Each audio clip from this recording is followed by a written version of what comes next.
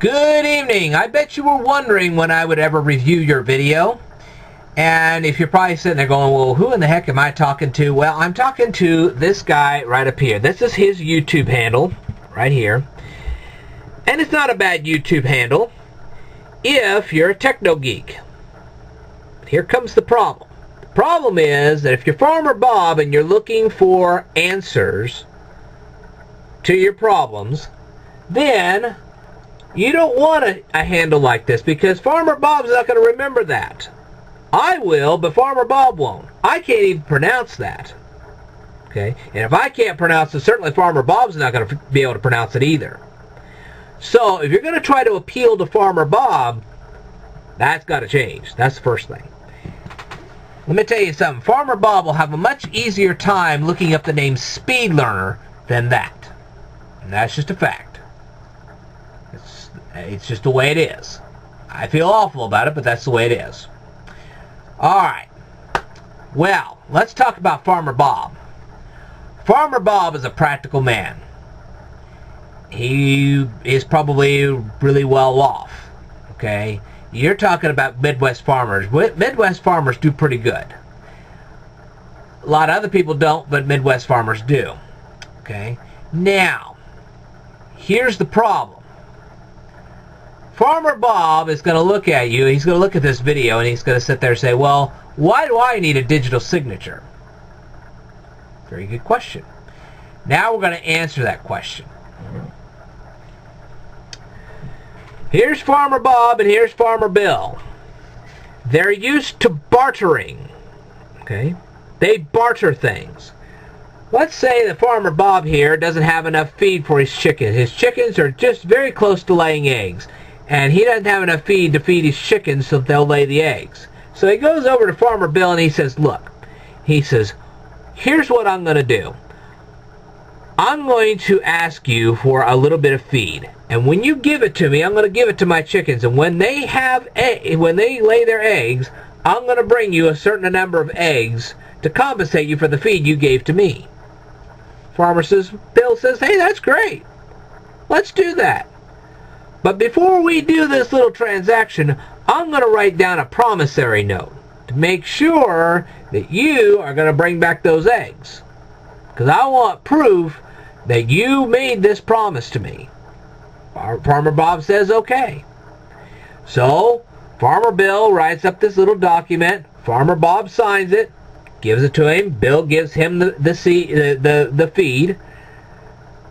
Bob gives the feed to the chickens. The chickens lay their eggs. Bob comes back with the eggs and gives them to Bill. Now, this is all fine and dandy if Bob and Bill are next door neighbors. Now, keep in mind, when it comes to farmers being next door neighbors, that could be up to a mile. But hey, Bob's a good walker. So is Bill.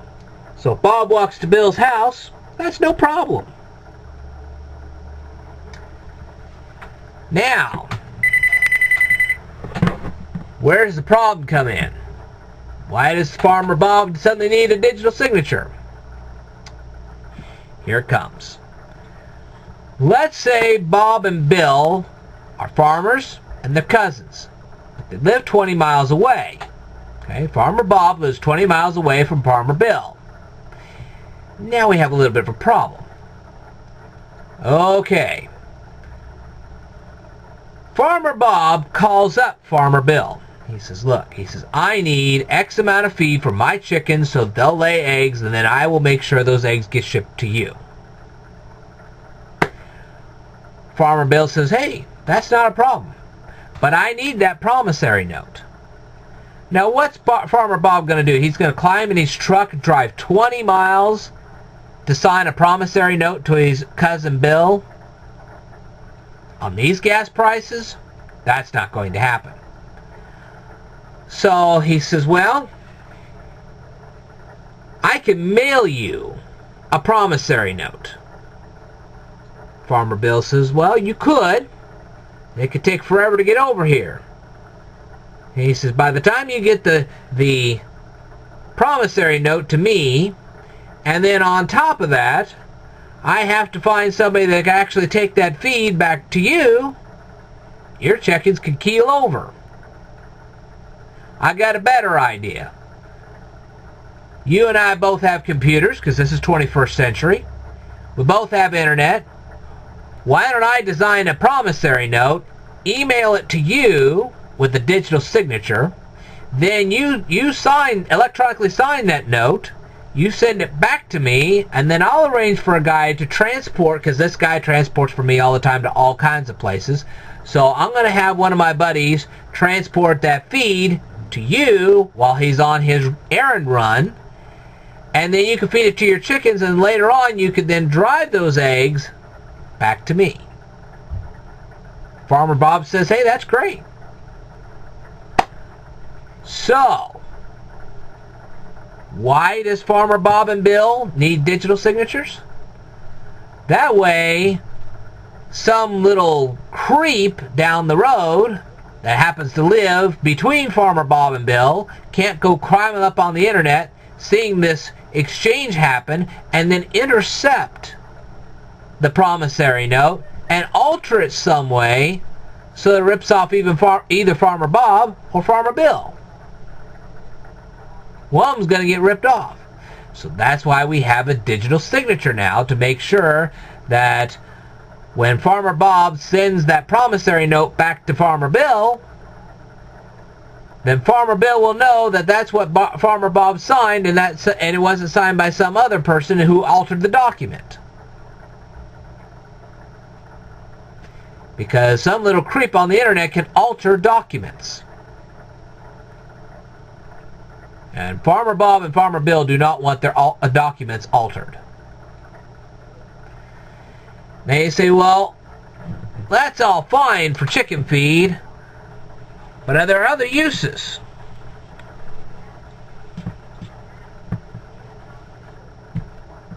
Well, there are. How about this?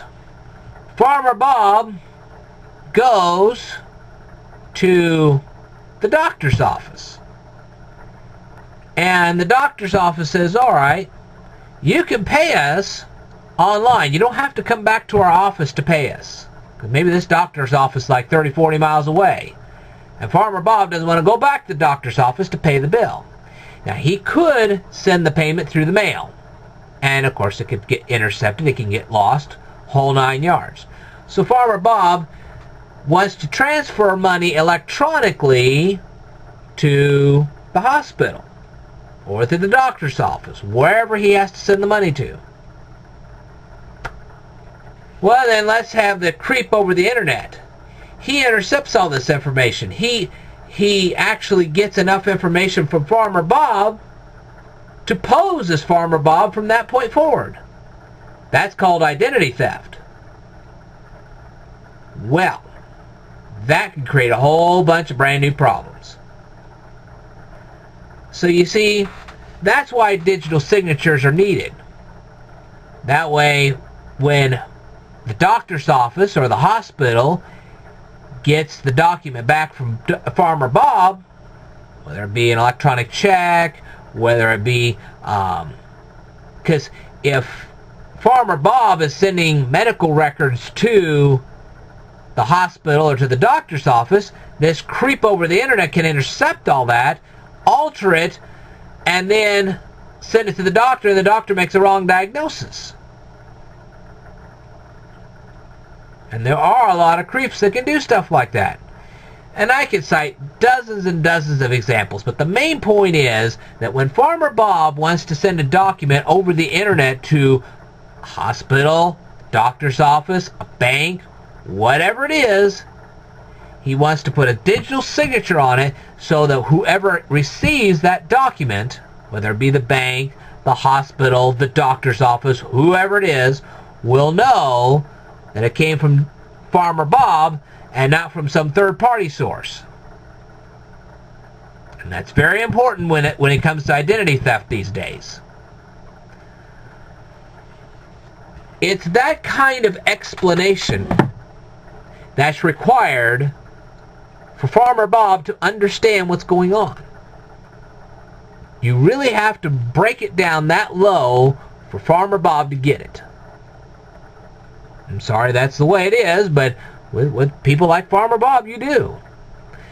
So, if you're presenting this to techno geeks, it's a great video. If you're going to present it to Farmer Bob, you have to break it down a lot further. You have to take it a lot more slowly. You have to cite little examples showing everyday situations that Farmer Bob could actually face that would require him to have a digital signature.